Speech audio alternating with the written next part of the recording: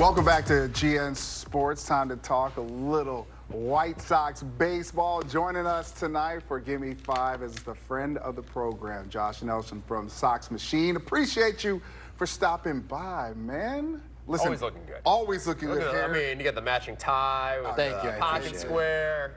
Listen, Chris Getz, I've heard, him talk about that. It emphasizes it's not just about 2026, long-term winning, but with this team now, playoff position, how has that mentality kind of switched and flipped and changed as they go into the second half right now? Well, last time I was here in March, I told you guys if they were hovering around 500, 4th of July, and selecting Roch Cholowsky first overall, I'd be feeling like the White Sox are in playoff contention.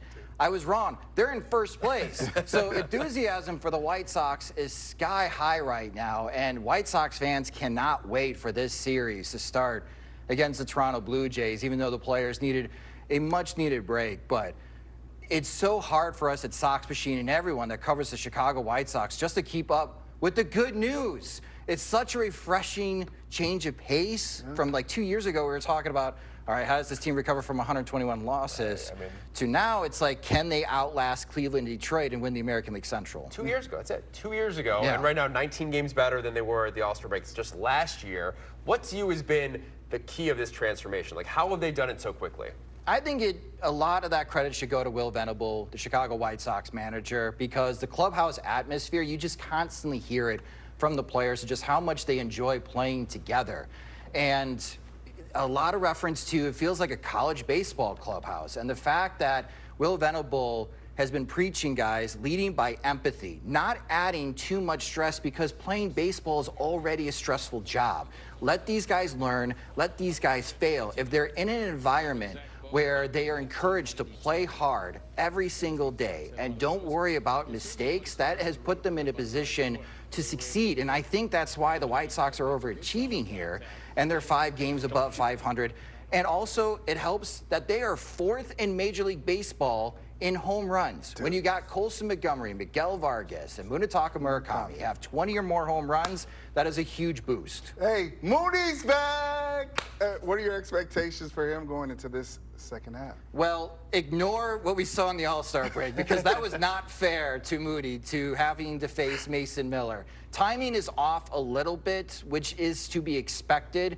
But as soon as he gets the timing back against the fastball, I'm expecting what we're seeing on the screen right now, a lot more home runs. And Kyle Teel is back. Braden Montgomery is in the lineup. Tristan Peters, all-star Tristan Peters. The Savannah Banana himself. And we haven't even mentioned the agent of chaos in Sam Antonacci. The White Sox, even at game 95, guys, feel like they're finally at full strength.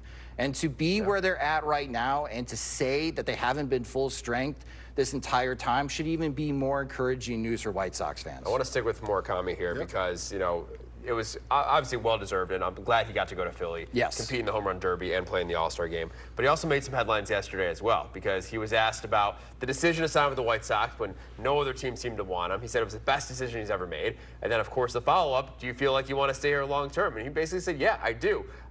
How realistic is it that the White Sox can make Murakami a lifetime offer, so to speak? They give him more than just this 2-year deal, whether it's an extension off, in the offseason, maybe something worked out before the CBA expires in December, and the fact that they can try to capitalize on this momentum they have and keep Murakami long-term. The secret to sales is to strike when the iron is hot. And when you have someone that publicly says, I would love to stay here, and they come from Japan, and that opens up new streams of revenue that you've never had as the Chicago White Sox, Justin Ishbia should be calling Jerry Reinsdorf right now and telling him, whatever you need, you got it. So then it really becomes a baseball decision for the Chicago White Sox and what their future plans are at first base. But, I mean, this White Sox future infield, I know everyone's really excited about Roch Cholowsky. I continue to be asked, well, what are they going to do with all these shortstops? Make the entire infield shortstops? That's what every MLB team would have.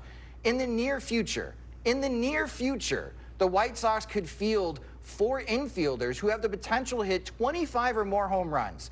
That is incredibly rare in Major League Baseball. So for me, Josh, it's an absolute no-brainer both on and off the field. The White Sox should figure out on how to keep Murakami. Definitely. You mentioned something that jumped out to me. It was more about how excited people and fans should be going into this Blue Jays series. My question to you is, how does this team get better on the road in the second half? Because they've been good on the south side, but on the road, they've had their struggles. The biggest stat difference, home and away for the Chicago White Sox this year, is how they are pitching. And I think the onus has to be on the starting pitchers. The White Sox are going with Anthony Kay, Davis Martin, and Sean Burke. And man, Sean Burke has been on a heater.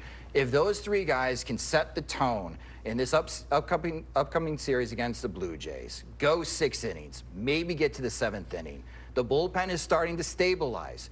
If they can do a better job with the run prevention, Jarrett, I think they're going to pick up more wins on the road. These lopsided losses the White Sox have this year have been away from right field. So that's where I'm focusing on. They have to pitch better away from right field. All right, we touched on his name briefly, Roch Cholowsky. We got to go back because record signing bonus, #1 overall pick. Seemed like it really did come down to the wire between him and Grady Emerson. Great article on ESPN by Jesse Rogers, who was in the war room and got to hear from Chris Getz and all the key figures, Ryan Fuller and Mike Shirley, and that was really insightful.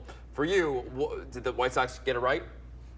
We'll find out in like 5 years, I guess. In my opinion, in this moment. In my opinion, I think so, because we've learned so much about this whole process for the White Sox, and that this secret meeting in Chicago when Cholowsky watched Brady Montgomery hit the walk-off home run, and Roch Cholowsky explaining to us, Josh, in that Zoom call, he wasn't sure about visiting Chicago. Had never been.